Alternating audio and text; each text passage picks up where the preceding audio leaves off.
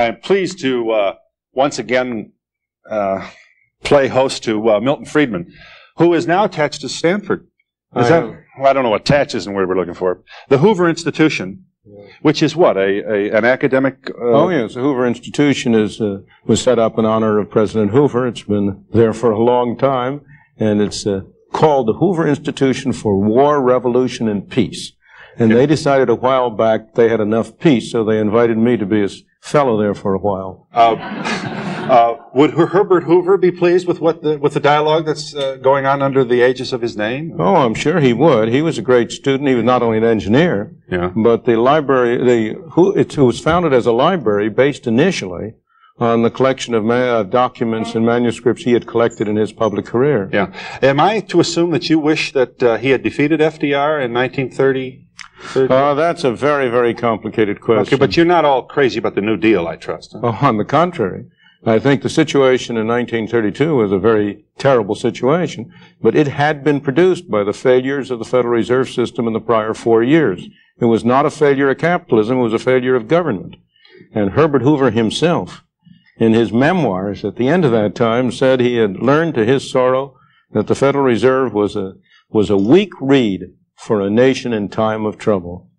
So that you can't blame Hoover for the Depression. You can't blame business for the Depression, but Hoover has to take some of the blame. All right. Much of what Roosevelt did in the New Deal was unwise, but much of it was necessary. You can't, again, give a black and white judgment. All right. Let's try some black and white questions, although there are no anathema to economists. One of the wonderful things about you is that when you speak, I almost always understand you, and that's a real breakthrough for you and for me as well.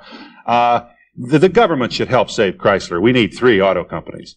The government has been helping to kill Chrysler, but it should not help to save Chrysler. Of course not.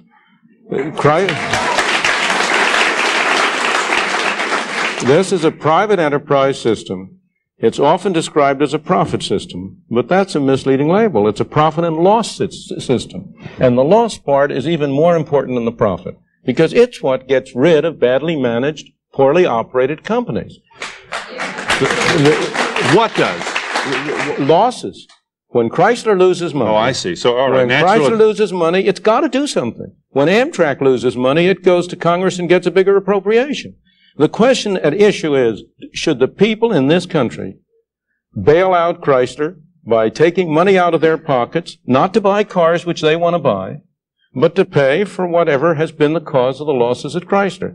Government has been responsible for many of those losses by unrealistic regulations and rules, but they've affected all of the companies. You're not going to condemn regulations regarding emission and... I certainly am. Of course I'm going to condemn them. Why not? Because if we don't have them, you're not going to be able to breathe, and you and I will not be in our senior years able to sit around and argue with each other. Well, those are assertions. They are statements that are made, but they are far from being correct. The fact is that pollution was going down long before we had any emission requirements, and it would go down without them. There is a case for doing something about pollution, but the way we've been going about it is the wrong way. Is there a case for the government to do something about it? Yes, there is a case for the government to do something about it, because there's always a case for the government to some extent when what 2 people do affects a third party. There's no case for the government whatsoever in mandating airbags, because airbags protect the people inside the car. That's my business. If I want to protect myself, I should do it at my expense. But there is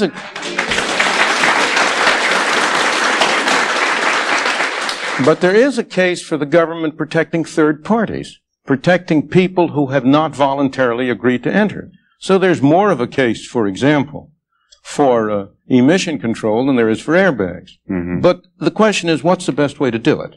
And the best way to do it is not to have bureaucrats in Washington write rules and regulations saying that a car has to carry this, that, or the other. The best way to do it is to impose a tax on the amount of pollutants emitted by a car and make it in the self-interest of the car manufacturers and of the consumers to keep down the amount of pollution in that way. But how would you put a monetary value on particulate matter which is emitted from the end of an exhaust pipe? You do it now. What do you mean, how do you do it? You now require people to spend something like $500 per car for the purpose, supposedly, of reducing particulate matter, which means for the purpose of giving them an incentive to disconnect the equipment that's supposed to reduce pollution. You mean the owner?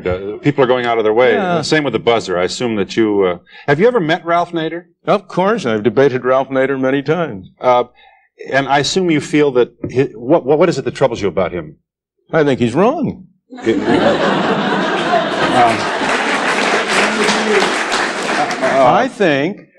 I don't have any doubt about his sincerity, but I think sincerity is a much overrated virtue.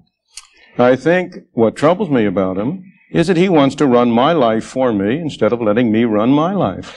Let's just take a couple of things. If it weren't for Ralph Nader, we would still have those ornaments on the hoods of cars which impale babies and women and children crossing streets. We would still have an auto industry which is totally focused on cosmetics at the expense of sound automotive engineering. We would still have we'd still have an automobile business and its ancillary supplier of tires with difficulties that would be sent out to the public without regard to any problem at all of being asked to account for them. You know, the problem with claims like that is that they don't stand up to the facts. Now, take the most famous case. You know Ralph Nader got his start by a book called Unsafe at Any Speed. It referred to the Corvair. Do you know that 10 years after he launched his attack and persuaded the public at large that the Corvair was an unsafe car, the federal government finally got around to investigating the safety of the Corvair. And its official report concluded that the Corvair was a perfectly safe car, just as safe as the alternatives available, and that Ralph Nader's claims were completely unjustified. Yeah. Why? So that similarly with all of those extravagant claims, which I know you're not making on your own behalf, you're the devil's advocate, and a very good devil, too. Thank you, I think. And a very good advocate, too. So, but the trouble with Excuse me, I just want to make this point, Professor Friedman. You are using the United States government, whose post office is often referred to by you in columns, in speeches, and in writings as an example of what happens when you give what ought to be the private enterprise's business to the United States government. Now you turn around and use this United States bureaucracy to support your defense of Ralph Nader. Why should I have any more confidence in the government's review of the Corvair than in the government's operation of the post office? You shouldn't. I have no more confidence in well, you that. certainly cited it to I beg your pardon. I just have as much confidence in it as I do in Ralph Nader's evaluation. So we're evensies then. That's right. So all then there is no evidence. No one, neither Ralph Nader nor anyone else, has ever presented any evidence that justifies his charges. No one has presented evidence to justify the kind of charges you're making, and those charges are simply untrue.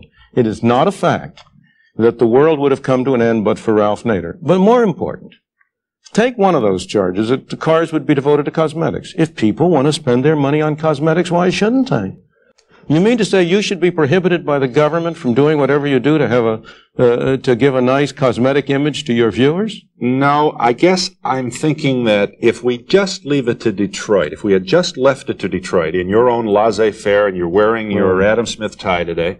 Always wear it on TV. I know. Let me tell you what I think. Let's just tell me what's wrong with this. Sure. If we just, tell now Ralph Nader to go somewhere else and complain. Sure. And let's let Detroit and the free enterprise system handle this. Here's what we would not have. We would not have collapsible steering wheels. We would not have padded dashboards. We would not have spring-loaded ornaments that bend back so that you minimize injury in the case of hitting a pedestrian. You would not have. I'm sorry. Well, first of all, I have no reason to suppose that's true. Long before Ralph Nader came on the picture, the automobile industry had made cars increasingly safe. Brakes had become better. The protection and the bumpers had become better. The doors had become better. When it turned out they were defective, the automobile industry introduced them. Almost all of the developments in automobile in that direction had arrived and were on the way long before Ralph Nader came along. But if you didn't have Ralph Nader, if you hadn't had that movement, you also would have cars considerably cheaper. You'd have them available to a much wider range of people. They would be using less gas than they do now, not more gas than they do now. After all, the thing that amazes me about people who make statements like this is their neglect of history. This country went for close to 200 years without a Ralph Nader and without these regulations. And that was a period in which this country had its greatest growth, in which people streamed to it from all over the world and were able to make a better life for themselves and their children.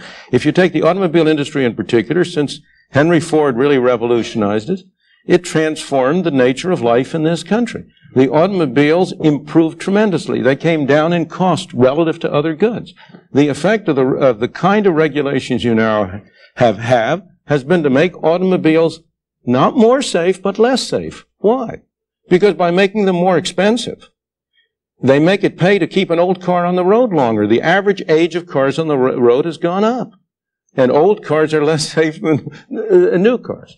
By making them more expensive, you've reduced the amount of foreign competition. We have a lot of foreign competition, but you probably know that there are many foreign-made cars that make no attempt to export to the United States because the cost of meeting all the particular regulations and standards make it uneconomical to do so. Well, they certainly haven't discouraged enough to make Detroit happy. Of course, but I don't want to make Detroit happy. That's not my aim. I want to make the citizen happy. I want to make the customer happy. Right. The last thing in the world we want to do is to make Detroit happy. Let's just, if Chrysler folds, now we're left with two automobile companies, and not at all. We're not. And they'll have even more power, and they'll say, "Love it or leave it." Nonsense. Take it or. Nonsense. If we don't have any tariffs on cars from abroad, if we have free trade, the automobile industry of the world is in competition with Chrysler. Do you think that it was really, and with General Motors and Ford, who offered the greater challenge to General Motors and Ford? Toyota. Toyota and Volkswagen. So where's this nonsense about there'll be only two car companies? Yeah, but I have no objection to there being 100 car companies if the market stands it. But I don't believe you ought to artificially prop up a third company in order to say we got three companies. This is Milton Friedman, professor of economics, the Nobel Prize winner. And just let me step here just a moment. Let me try and see if I can't get somewhere in the next segment. Dr. Friedman is our guest, and we hope you'll join us.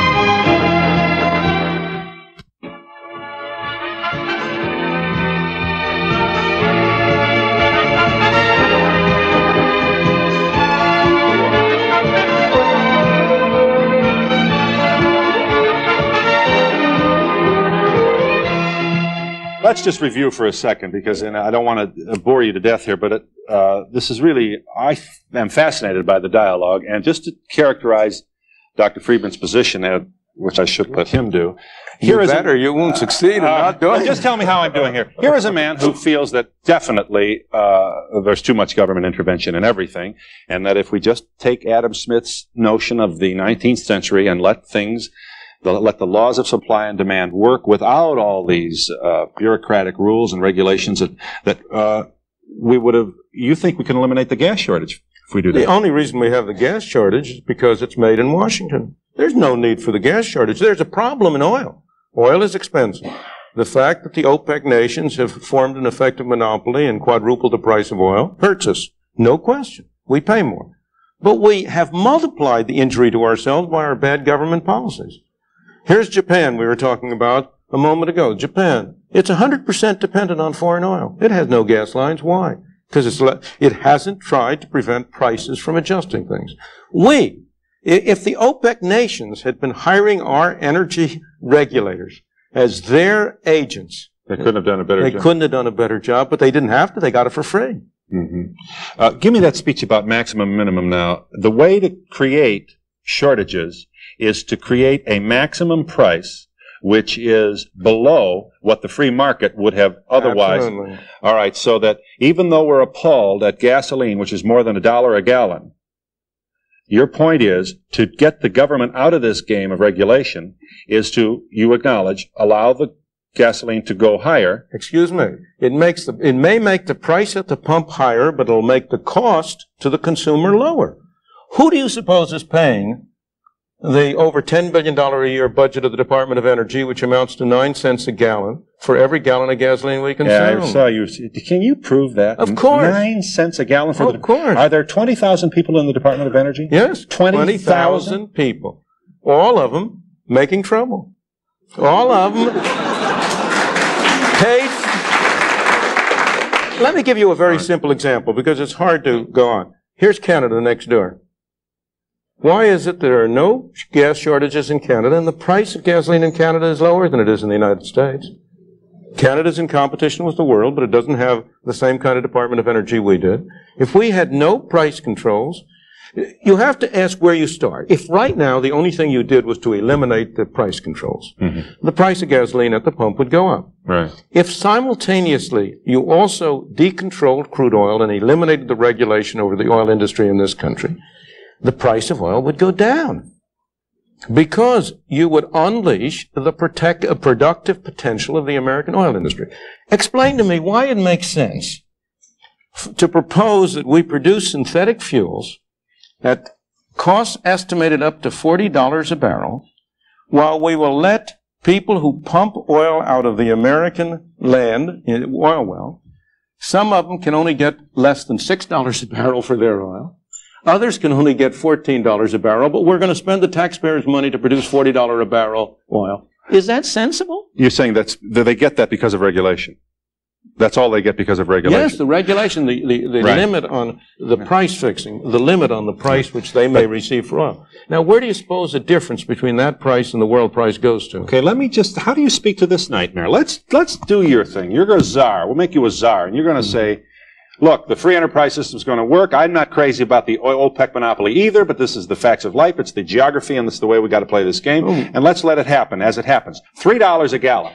Now, we have truckers shooting each other right now because of their frustration out of their inability to pay their... Excuse me. The only reason they're shooting each other is because the government won't let them be free to set their prices. You have the ICC, the Interstate Commerce Commission, in turn fixes their prices. The Interstate Commerce Commission, in turn, decides who may and may not haul freight. Do you know that if you want to haul freight between certain places, you may have to buy the rights from a company that doesn't own any trucks?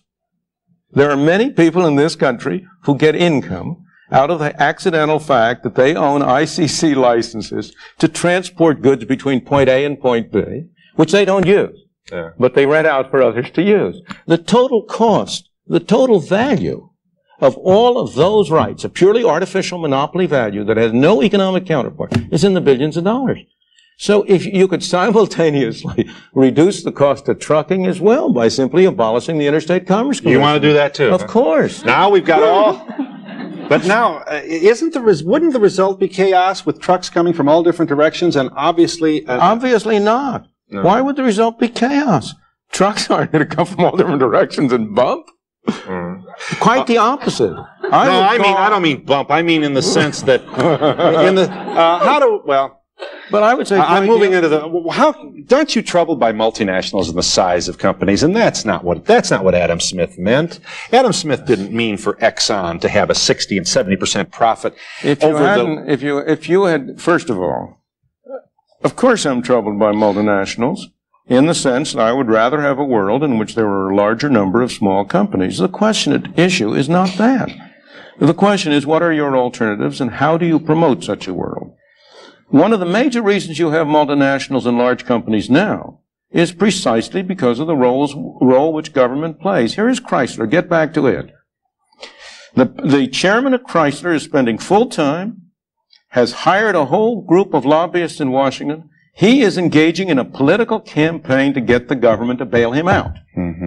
Now, is that a productive use of effort? If he weren't doing that, if he isn't bailed out, will the effect be that Chrysler will disappear? Not at all. Most bankrupt companies come back into operation with a new management and a clean financial slate and are more efficient. The fact that Chrysler goes bankrupt doesn't mean that his factories are going to go up in smoke. If they're worth using, they'll be bought by other people to be used. Like GM? And in fact, you'll have a strong... They might be. Doesn't that bother you? As compared with what? As compared to have the government own the factory and produce it? You know, can Sears buy Kmart too in your Of course. You think so? Sears has been one of the great protectors of the consumer all during its existence. As a matter of fact, you say, can Sears buy Kmart? The way Kmart has been growing, the question is going to be, can Kmart buy Sears? Yeah. All right, but that's an example. Now take that. In other words, you really want the Justice Department out of this too, huh? I mean, you don't have any problem at all with a the most effective antitrust measure you could take in this country would be complete free trade. And the biggies will eat up the little ones? That is not We've true. already seen the demise of them. Excuse me, that has never happened. There have been very careful studies made of what has happened to the concentration of industry in this country over the past 100 years. And except in those areas where government has stepped in, it is not true that the biggies have eaten up the smallies.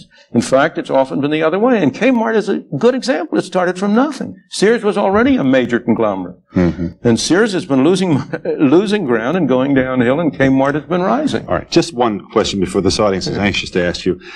When you sit in your study and throughout your career as a professor, you've met students, and you've probably dealt with every kind of question, stupid through. I guess I want to know whether you've ever been tempted to become politically revolutionary. Here's my question. When you see around the globe the maldistribution of wealth, the desperate plight of millions of people in underdeveloped countries, when you see so few haves and so many have-nots, when you see the greed and the concentration of power within, did you ever have a moment of doubt about capitalism? And whether greed's a good idea to run on? Well, first of all, tell me, is there some society you know that doesn't run on greed?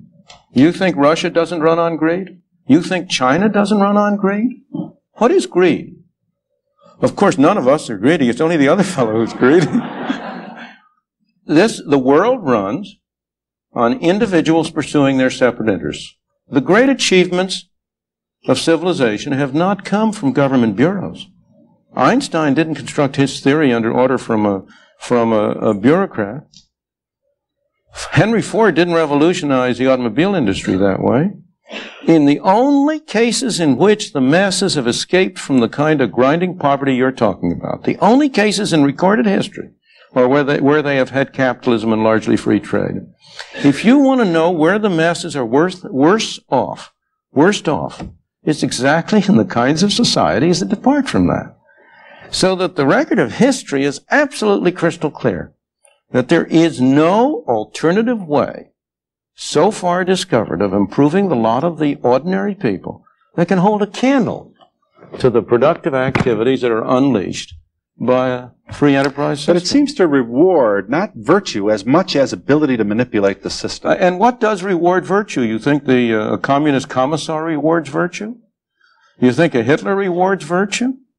You think, excuse me, if you'll pardon me, do you think American presidents reward virtue? Do they choose their appointees on the basis of the virtue of the people appointed or on the basis of their political clout? Is it really true that political self-interest is nobler somehow than economic self-interest? You know, I think you're taking a lot of things for granted. And just tell me where in the world you find these angels who are going to organize society for us. Well, I don't even trust you to do that. Let alone myself. One of the nice things about having your own show is when you're able to say at any time, we'll be back in just a moment.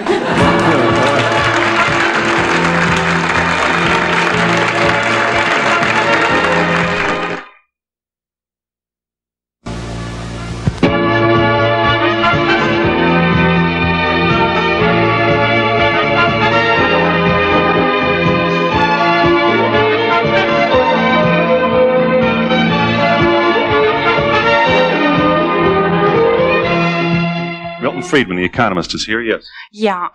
First of all, I want to say I loved my Corvair. I would have helped a whole lot to get through this winter. How do people like Ralph Nader get to do the great things that they do? Does somebody hire them? You know, or is it us that puts these people into whatever it is that does it? Of course it's we who do it. We do it by providing them with assistance. We do it by providing them with political clout, by electing people whom they recommend. And that's a good thing. I don't object to that. We want a free society, a free democracy, in which if a Ralph Nader has certain views, he ought to be free to express them. People who agree with him ought to be free to contribute money to help him pursue his objectives. They ought to be free to vote for people he recommends. If he doesn't have that freedom, how can I expect to have the freedom to argue the opposite point of view? So I don't believe there's anything wrong at all in the fact that Ralph has been able to get so much influence, except I wish he had been using his extraordinary powers in a better cause. We should also make the point that for all your misgivings about Ralph Nader, he is not crazy about regulatory agencies either. And he, for a long time, and maybe even before you, wondered aloud about the appropriate function of the CAB in regulating airline fares. And if any thesis has been demonstrated, it's certainly been that over these past several months with deregulation. Suddenly, what do you know? There are no empty seats on an airplane. No, you're quite right. A CAB has been a marvelous accidental example. But so far as Ralph Nader and regulation is concerned, you are quite right. Some of the groups under his organization have produced reports on ICC and so on that are excellent reports on the evils of regulation. The problem is that his solution is more of the same. His solution is to substitute a different kind of regulation. His only objection is not really to regulation, but that the wrong people have been doing the regulating. And so when you ask not what's wrong with what we've been doing, but how should we improve matters, he doesn't really have an effective alternative. What do you think is going to happen with inflation? Will it continue at the same rate that we've been having? Well, inflation doesn't ever continue quite at the same rate we've been having, but unfortunately, I cannot bring you any good news about inflation. Inflation has been on the rise. It's now running about 13%, 12% on a year-over-year basis. We may get some minor relief in the next year or so. I think it may go down to 8 or 9% at the lowest. But I am afraid that we will then be off on another round of the roller coaster. The path we have been on for the past 20 years is a roller coaster. We get up to a peak, we come down, we get up, but each peak is higher than the prior one, each trough is higher than the prior one. And until the American people have the political will to stop it, that's going to continue. Now, give us the will. Tell us how we get that will. There's only one way you can stop inflation, and that's by having the government create less money and spend less money. And the reason we have inflation is because the public at large wants inflation. You people want inflation. You don't say so. No one of you will say, I want inflation. But I ask you, do you want the prices at which you sell things to go down? Not the prices at which you sell them. You want the prices at which you buy them to go down. What everybody wants is for the prices of the things he buys to go down and the prices of the things he sells to go up. But that's a neat trick if you can manage it. But isn't it good old Adam Smith? Isn't that what he... Of course, it's good old Adam Smith, provided you have a control in terms of the total amount of money available. But it's not good old Adam Smith for those printing presses to be pouring out paper money, which you and I and the government in particular can use. We don't create inflation by our personal behavior. We create inflation by getting our legislators, people in Washington, to vote for more and more spending, and by objecting to extra taxes, and therefore by having it financed by printing money. Let me just ask you one more basic question here, and I promise we'll get this audience in the act here. Did Adam Smith, or how do you feel about this desperate need to grow? We have no desperate need to grow. Oh, we do. We brag about our gross national product. It's going to be a trillion. Have a desperate need to grow. A guy's got 2 franchises. He wants 6. A man has 3 hamburger stands. He wants 12. We have no desperate need to grow. We have a desperate desire to grow. And those are quite different.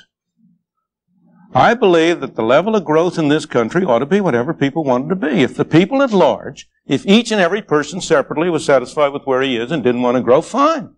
I have no objection. I don't want to impose growth on anybody. I want people to be free to pursue their own objectives. But it so happens that the American people have been a very dynamic, forward-looking people, and they have wanted to improve their conditions. But they haven't been wanting to stay But does still. numbers necessarily improve it? Hasn't the last 30 years demonstrated that hasn't worked? No, we haven't had an increase in numbers, and the last 30 years has not demonstrated that. Most people in this country are better off today than they were 30 years ago, although they're worse off than they were 6 or 7 or 8 years ago. All right, just one, let me chase you down one more time on this. General Motors wants to grow as well.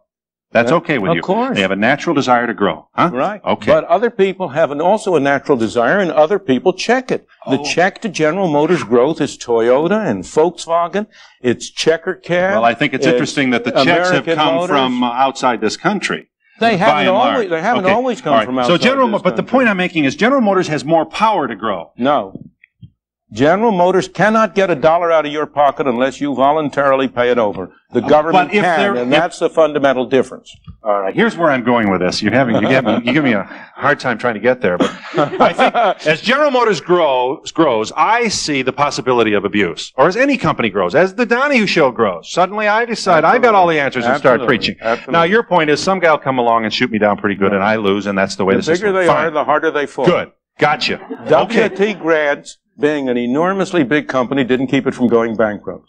The New York Central, being a big company, didn't keep it from going bankrupt. Chrysler Corporation may be the third automobile company, but it's a $13 billion company. It's one of the biggest companies in this country. That isn't going to keep it from going bankrupt. Here's the killer, though.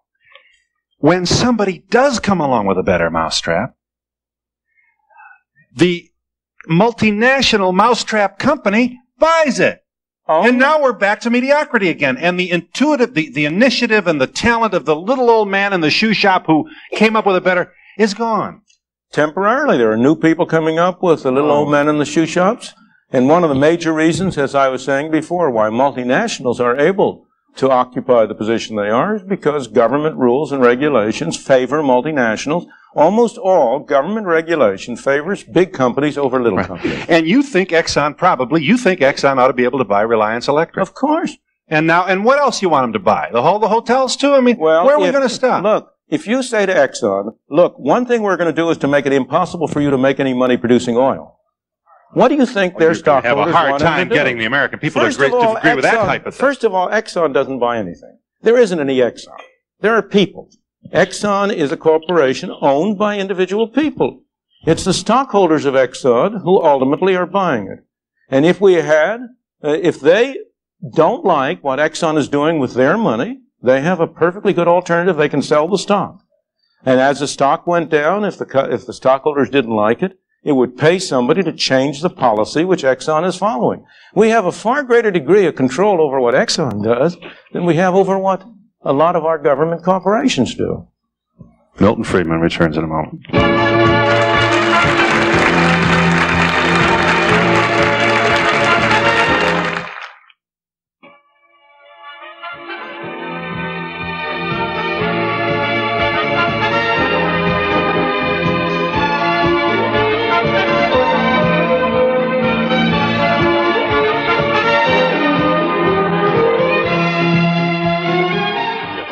Dr. Friedman, you've spoken a lot today about corporations. What does the average citizen do to help the inflation or to fight it? There is nothing the individual citizen can do to help or fight inflation in his personal behavior. All attempts to tell you it's the consumer who's doing, the wasteful consumer who's producing inflation is an attempt by the government to shift the blame to somebody else. As a citizen, you can do a great deal. As a citizen, you can exercise your influence on your congressman at the elections to try to elect people who are committed to cutting government spending. As you may know, a group of us have been working for a long time on constitutional amendments to set a limit to total spending. Such amendments have now been passed in 5 states. We're working on a federal amendment, an amendment of the federal Constitution that would give the federal government a budget. I think the most important single step that can be taken to stop inflation is to cut down government spending. And you can play a role in that. Your personal life, you cannot do a thing, and don't let anybody kid you. Mm-hmm. Yes. Good question. I worked for Sears for 2.5 years, and every day I went past a little board that said Kmart 31, Sears 19, 21. And I was just wondering, What Well, happened? what do you mean, the price of the stock? Yeah. Yeah, they quoted it, and it was Yeah, I just, know. I've seen it all the time. And I was in profit sharing, and I kind of started to wonder, with all Sears pushing to sell and to produce and just to be marvelous, what happened? Why is Kmart? Why is Kmart? I'm not a business expert. I don't know why Kmart went ahead of Sears. If I knew that, I'd be in a different business. All I know is that they managed to appeal to the consumer. They made better decisions about what products to sell than Sears did. Now, who was responsible or why? You'd have to be an expert. But in a way, I'm not. Kmart was better at discounting than Sears. Well, fine. That's what consumers wanted. Fine. Then they served the consumer. Didn't when Sears decided that it would approach or broach the issue of the arena of discounting, their sales shot up. Well, but their profits diminished. I don't know anything about the details. For all I know, Sears is streamlined. It's going to go and beat Kmart. I don't have the slightest idea. Let the market decide. The oil-rich Arabs are buying an awful lot of businesses in this country and farmland and things. Do you think it'd be wise for this country to institute law like Mexico did in the 50s and 60s, where it required that any company and land had to be at least over 50% owned by residents of the country? I believe in individual freedom on an international basis and not on a national basis. I think you ought to be free to buy land if you want to in Mexico or anywhere else. And I would like those governments to let you. This country did not become great by preventing people from coming here from abroad and buying land and setting up businesses. Quite the other way around. And the reason we are making it so advantageous for them to buy here is because we're following such silly, counterproductive policies. Didn't it do a lot of damage in Mexico, though, when it did much more damage to Mexico when they nationalized the oil industry? On the contrary, their measures to keep foreigners from acquiring assets in Mexico did a great deal of harm to Mexico, not good. Yeah. You must distinguish between what looks on the surface and what it really is underneath. Over here. Why is it we have so many millionaires and everything in the United States, and we still have so many impoverished people who try to get up into the world? Why is it we have this lack of money where people who can't support themselves decently and get a decent job, where all these big men are up on top making oodles and oodles of money? They don't need it. They can only eat that much, sleep in the bed. And what do you suppose they do? If they don't eat it and don't use it, what do you suppose they do? They hoard it. What do you mean they hoard it? You mean they put it under their pillows? That's right. No, they keep investing it. Investing it in what? That's right, yeah. What are they invested in? Well, in oil and everything, all these other people who are What are they invested in? Don't get off the subject. No. What are they invested in? Well, they invested in a lot of different things that the little people need. Well, do they invest it in factories? Yes. Does some of that money end up in machines? Yes. Do those factories and machines provide ordinary working people with jobs or not? What do you suppose the productivity of this country would be and of the wage rate would be if the total amount of capital in this country today was what it was 100 years ago? Where do you suppose the improvements in productivity come from except from the investment by people of their savings? But let me go to your fundamental question. First place, nirvana is not for this world. There is no paradise. Of course, we've got a lot of people who are poorly off. But if you look at it over time, if you get a sense of proportion, the well-being of the ordinary people has been the main thing that has been improved by economic progress and economic growth and development. And most residual hard cases of poverty today are the result, again, of a failure of government. Why do we have a black teenage unemployment rate in 30 to 40%? Because of two failures of government. One, a failure to provide decent schooling, which is a governmental responsibility. Has been, whether it should be or not, it has been. And second, because of a minimum wage rate, which prevents those kids who haven't had decent schooling from getting jobs at low pay at which they can earn the skills on the jobs that would enable them to rise to higher pay. If you look at the sources of poverty, you will find most of them are derived from what I regard as wrong-headed government policies. Well, I'm trying to look ahead because I'm almost going to retire. Yes. And it's pretty Social hard Security making it go now before, you retire. You're covering a lot of issues here. I might say, if Phil will pardon me, I'm going to cover all of these issues. Yeah, please, let's get this plug in because it is an important program, which is That's all I need. Is this one is going to compete now with guess who? He's got his own TV show. I mean, I'm not insecure enough. This is on PBS, and your first show is in January. January 11th. There will be 10 one-hour shows covering all of these issues in considerable depth. Half-hour documentary, half-hour studio discussion with people from the other side. I may say we invited Ralph Nader, but I don't believe he's accepted. Just before we break here, and we have to, I want to make sure I understand you. Because the government sets a minimum wage, what does McDonald's do? McDonald's? It can't hire as many teenagers. It improves its capital equipment to serve. It does less business because it has to charge higher hamburger prices.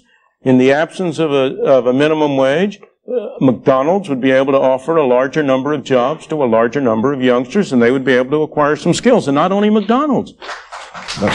So we hire more people get work. Younger people would work, and they'd get a chance to develop their skills to become productive members of society instead of being driven into a cycle of poverty and of welfare, which is absolutely deplorable. Milton Friedman, The Economist, returns in a moment.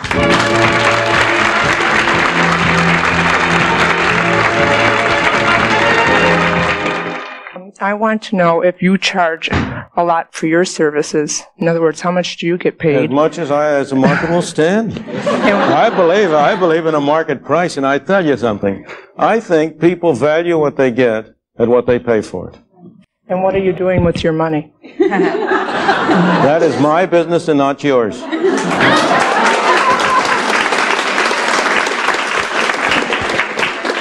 Dr. Freeman. Yes. I'd like to know your view on the busing situation, especially with the gas situation. Of course, I'll be glad to tell you my view on the busing situation. The general, very little time. The fundamental idea is that people should be free to choose. That's the title of our TV series, incidentally, is Free to Choose. They should be free to choose whether they want to send their child to this school or that school or any other school. And the way to do it is to introduce a voucher scheme so that people can have freedom to choose. I am not in favor of compulsory busing. I am not in favor of compulsory integration. I am in favor of freedom. What'd you say about voucher? The voucher what? I would have a voucher system. You said I had to keep it brief, so I can only mention it. A system under which parents who chose not to send their child to a particular public school would be entitled to a payment like the GI Bill of Rights, a voucher which they could use at any school of their choice. You know what I'm going to do? I'm going to open a school. Very good. And I'm going to hire an advertising agency. Well, wonderful. And I'm going to have cheerleaders saying, "Go to Donahue High," because it's got the best football team. And I'm going to get all these vouchers. And I'm going to have the biggest super school in the whole county. Wonderful. Marvelous. I don't know if it's wonderful. If you can succeed, you cannot succeed by advertising what's not true. Ford Motor Company couldn't sell an Edsel that way, and I don't think even Phil Donahue could sell lousy education that way. Yes. You know, people think the public at large are a bunch of stupid people. They're not. Yeah. Doctor, is there anything the average citizen can do to protect himself from the ravages of the rising inflation? Unfortunately, there is very, very little he can do. I hate to say this, and yet it's true. The most effective protection against inflation is high living. How do you mean that? How do you mean that? I mean that, unfortunately, there are no assets which you can confidently acquire with the expectation that they will provide you a hedge against inflation. On the other hand, if you buy yourself a nice house, you buy yourself a nice suit, you buy yourself a picture to hang on the wall, you are protected against the ravages of inflation. So, in other words, convert your money into material thing? Unfortunately, it's not a very desirable thing to do. Don't convert all of it. You've got to have some reserve for emergency. I'm not saying this is a good thing. I'm saying that inflation is the kind of thing which leaves you with no good choices. But that sounds like playing the violin while Rome is burning. Well, tell me the alternative. The question was not what the nation ought to do. Yeah. I have no difficulty in saying what our governmental policy ought to be to end inflation. That's a different question. The question is, what can I as an individual do? And unfortunately, given the uncertainty of inflation, given the fact that real estate has proved a good hedge and it's proved a bad hedge, that stocks have proved a good hedge and they've proved a bad hedge, that government bonds are a snare and a delusion, that they have proved a very, very poor investment for the poor suckers who were induced by Uncle Sam to come into them. Unfortunately, there is no good way in which the ordinary citizen, the ordinary person, can really protect his assets against inflation. Dr. Friedman, I wanted to point out that a lot of people will agree that medical care costs are terribly expensive these days. And some hospitals that I know of, particularly in the South, have cost containment programs that are voluntary. Are these feasible? And if they are, why don't other businesses start them? Well, in the first place, every business has a cost containment program. There is no business in this country that doesn't unless it's on the verge of bankruptcy. In the second place, in all of these questions, one shouldn't look at the symptoms. One ought to go back and ask what the sources are. The reason why medical costs have been rising so rapidly in the country is, again, I sing the same old tune, but it happens to be true. Because whereas some 15 or 20 years ago, government spending on medical care accounted for something like 10-20% of the total amount spent on medical care. That was mostly in public health and for veterans.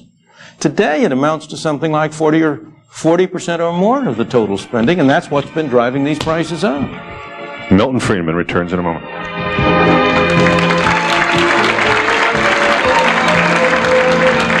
You'd be against mandatory wearing of helmets for motorcyclists, too. Of course. I think people ought to be free to do what they want. But what's wrong with, why can't the government be paternalistic and maternalistic and care for its citizens? Well, that depends on what kind of government you want. Of course it can be, but it turns out that the paternalism tends to serve the interests of the people who are being paternal and not the people whom they are supposedly protecting. And it's expensive, too. I am not, don't misunderstand me. I'm not against all government measures. I'm not an anarchist. I believe we need a government for certain basic functions. We need a government to protect this country from foreign enemies. We need a government to protect me from being bashed over the head by you. And because you can find some valid function of government doesn't mean that everything government does is valid. And the problem today is not that we have too little government, but much too much government. Milton Friedman can be seen on PBS next year in several one-hour shows. Many thanks to this Nobel Prize winner for bringing his enthusiasm to our show, and thank you for your participation. Have a nice day.